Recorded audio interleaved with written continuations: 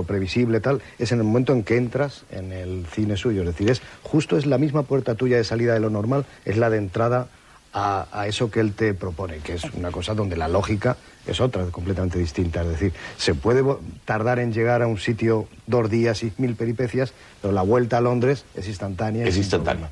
Y esa es el... Sí, pero además hay una cosa que tú decías y que está absolutamente en todo su cine, que su manera de contar está hecha como a base de bloques, como si fueran historias dentro de la gran historia. Pequeños episodios. Hay una que es el teatro, lo otro es en la casa donde él vive, otra es en el tren, uno tiene otra es la pequeña cabaña del granjero, y son como películas dentro de una películas en sí mismas. De hecho, eso lo hacen todo su cine. De hecho, a él se le ocurren, bueno, o contaba que partes de tal o cual película se las influye tal o cual historia que le han contado. Es decir, que él va haciendo su pequeño puzzle que sorprendentemente nosotros vemos, entendemos este tipo de elipsis, de lapsus, de lógica, y no solo, sino que nos apasionamos con ello, que es lo milagroso, no solo entenderlo, sino...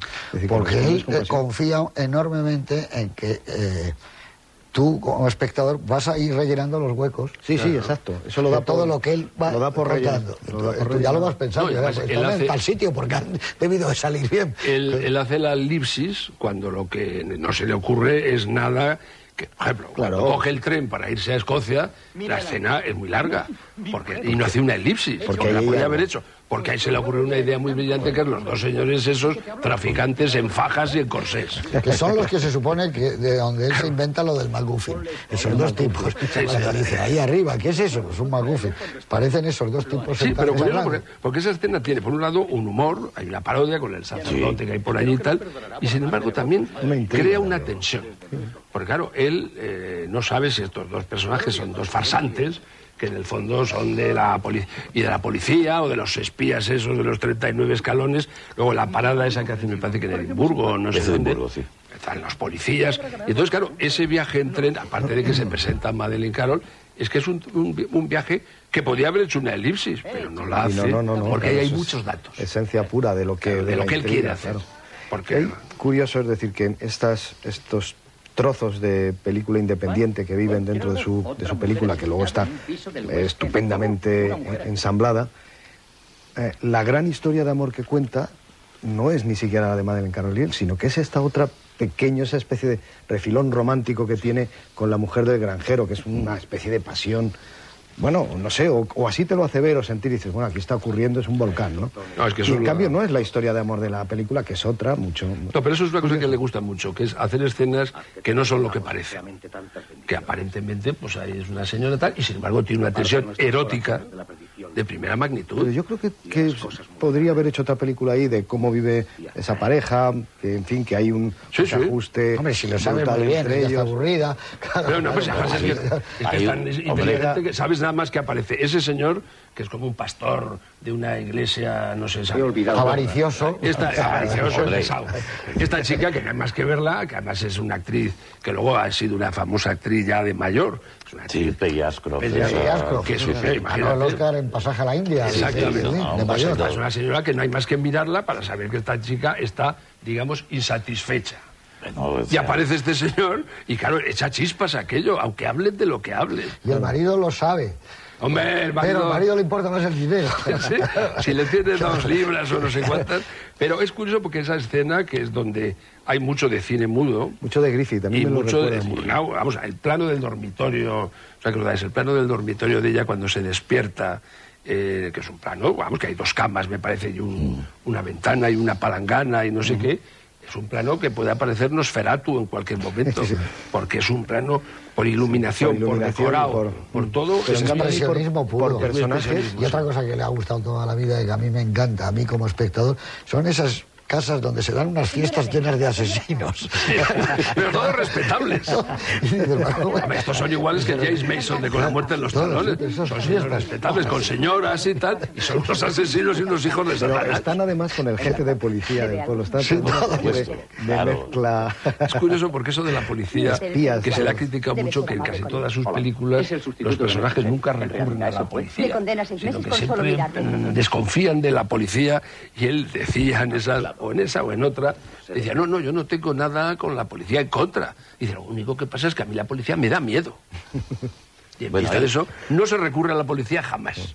Pero él, en cambio, sí usa la policía para ese efecto que tú acabas de decir ahora, para crear una situación de inseguridad en el protagonista. Y el equívoco, claro. Y el equívoco. Cuando salen en el tren que ve unos policías en el andén, o se acerca a ellos y les pregunta si ese tren va a no sé dónde. Hay más que policías. Exactamente. Pero, y él confunde a los espías estos son policías. Bueno, lo confunde ella. Toda es la situación.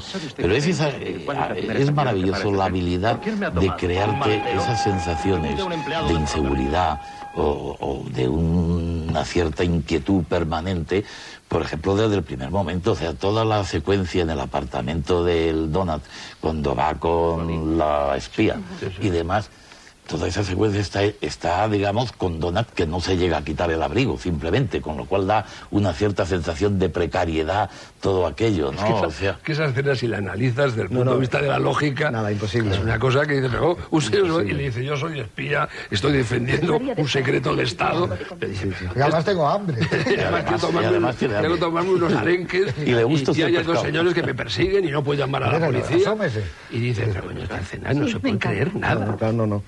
Tampoco puedes creer que la hayan matado con un cuchillo, se hayan vuelto abajo a esperar para matarle a él, matarlo a él. Y además ella en la mano tiene el mapa de Escocia. O sea, todo es un cúmulo de despropósitos. Pero él lo hace, como tú decías antes, de una forma tan cotidiana, tan normal, tan poco enfática, tú estás viviendo una retórica, estás viviendo otro problema, ¿no? Que te lo vas creyendo. Ese es el gran secreto del MacGuffin. Que evidentemente él siempre decía lo mismo. El MacGuffin tiene que ser una cosa muy importante, pero que nunca se explica muy bien qué es. Porque efectivamente no hacía falta explicarlo, pero el espectador tenía que saber que había gente que mataba por ese secreto y que huía por ese secreto, que corría riesgo su vida. Ahora, el secreto en sí le importaba un bledo, porque eso que cuenta, que ya en otras películas ni lo contaba, en esta todavía lo cuenta. Cuenta lo de los eso aviones, que cuenta Mr. Memoria, eso de los motores que se calientan. y tal. Eso ya en otras películas que ha hecho él ya ni lo contaba siquiera. De hecho, claro, no puedes pararte a analizar eso porque no se necesita una gran memoria para saber eso. Quiero decir, él incluso podría haberlo memorizado, el señor sin dedo. Pero faltaba el dedo, no la memoria. Pero si es que volvemos a la frase, es que cualquier guión, y más de Hitchcock, si lo analizas desde el punto de vista de la lógica, no tiene un segundo de luz y ni de nada. ¿Para qué será el secreto? Que te contaba historias inverosímiles, con lo cual te atrapaba la atención. Además de la que es probablemente su mejor película, que es Encadenados, Cary Grant la coge, la levanta de la cama y delante de que está el tercer Reich en pleno se van. Sí. Claro. ¿No? Y el uranio, todas esas botellas llenas de uranio para hacer, se supone que bombas atómicas. Y te lo dice. Hay una cosa con la cual el espectador no tiene defensas, es decir, él te coloca siempre en el punto de vista del protagonista, del que lo está padeciendo, y tú realmente no estás sabiendo nada, ¿no? O sea, estás a un nivel de conocimiento de lo que está pasando y lo que va a pasar muy precario. Entonces, bueno, pero pues aquí ironiza un poco sobre eso, porque efectivamente los personajes cada vez que cuentan lo que les pasa no se lo creen. Sí. Pero ni los de la película. Porque es increíble. No se lo creen. O sea, cuando dice, es que yo vengo, que no sé qué, dice, tiene que inventarse que es un lío de faldas, que se ha ido con un amante, porque la propia historia, el mismo personaje que la cuenta, no se la creen ni los personajes. La vida generalmente te somete a ese tipo de... Pero como dices tú, entran unos señores, que se supone que además tienen llave, porque entran y la han matado y la clavan con un cuchillo, que es una cosa que le gusta mucho, está en todas las películas. Sí, porque eso tiene mucho efecto. El hombre que sabía demasiado, todo eso. Otra cosa no tendría el efecto que tiene... Pero se bajan... Se bajan y lo esperan. ¿Esperan a qué? Entonces él tiene que disfrazarse de lechero para poder salir y los otros le persiguen. Si lo teníais en la habitación.